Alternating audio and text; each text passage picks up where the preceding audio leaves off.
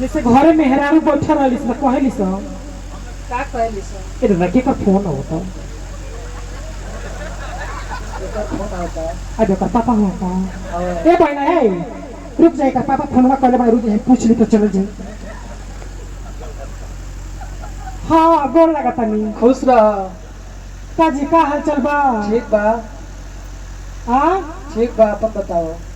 बड़ा खुश नजर आवा करू का बात ही है वो न से मर्दू कही है का की कही है देखो जी अब रिंकू बनी के आमा आ रहनी है ना तो कहत रहनी है चलो ना शाम में बाबा धाम घुमा लिया का कहत नहीं जाई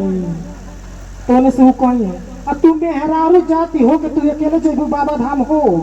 तू कही है तो का भइल बा सब के मर्दा सब थरे जाता रहा मौगी की तू कही है तू सबकी मौगी घर नहीं खुनू तो बाप रे बाप हमेशा दिमाग में गोबर घोराई रहे काजी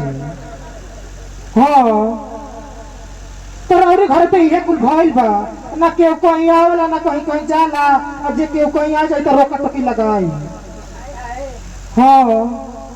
ई कुल हमारे खानदान में नहीं थे भाई ई कुल रौरी खानदान में भइल बा जैसा रौर बाप के नियत खराब बा ओसन के राउर नियत खराब बा तो मेहरारू अपना मर्द के साथे साथे अपनी ससुरों के नस देली सर